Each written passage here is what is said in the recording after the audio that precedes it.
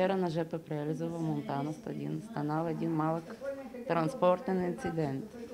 Аз, не нарочно разбира се, засекох един човек с кола. Малко леко го отръсках. И като минах прелеза и пъто, спрех настрани, да дойде и да се разбереме какво ще правим и да видим какви последствия. И разбрахме се да не пречиме на движение, да минеме тук в една уличка, която води към пазара. Спрех там и той спре, после излезнах от колата да видим какви последствия, да видя моята кола, да видя негова кола. Обаче той дойде и почна веднага да вика по мене, какво си направила, какво си направила. И я викаме, какво съм направила. Не съм видела, че си дал мигачи.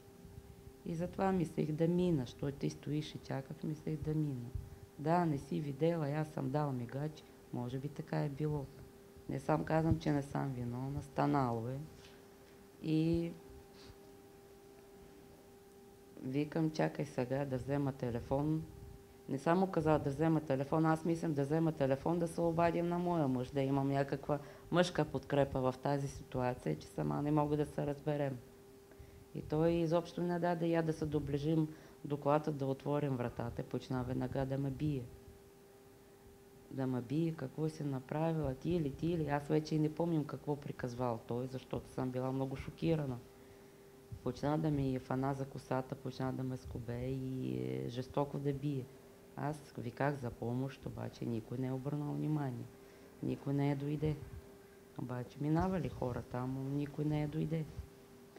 И после, накрая, кога почна да ме бие, накрая, в смисъл, после малко време, направо почна да ми иска пари. Дай ми пари. Не е искал да викнем полиция да се разбереме, то иначе нямаше и да ме бие. А направо искал пари. Вие какво му казахте? Аз казах, няма пари. Не сам, т.е. и аз не можах да отговорим нищо, защото от бой не можах да говорим нищо. И после тук едно момче с кола някаква от кабелна телевизия или от интернет разпространение, не знам. Имала сигурно нещо работа в блока ли, до нас ли, какво ли. Видел това нещо, спрел и дойде при нас и вика какво става тук. Той нали пак ме удари и продължаваше да му удре и той го спре, нали, ни разтърва, вика какво става тук сега. Те какво ми направи на колата и той вика за едно железо или това нещо да стане. Аз тогава в момента той толкова ме приби, че съм била окръвавена цялата. И колко виках за помощ, никой. Обаче кога дойде това момче, почнали хората да идват, да видят какво е станало. Той станали по-смели. Почнали да идват хора, това момче е викнало бърза помощ и полиция и бърза помощ дойде, ме взима и това е. Къде ви би? По главата, по тялото? Основно по главата и по лицето. И нещо ми викал, купиха ти кола и ти не знам какво, значи аз изобщо не помним какви думи ми дома, ама накрая помням твърдо пари. Те това. Как изглеждаше този човек? Значи този човек изглеждаше от ромски произход, поне на мен. Беше висок, слаб и не е черен, ама такъв тъмничък. И до него беше още един, който беше с него.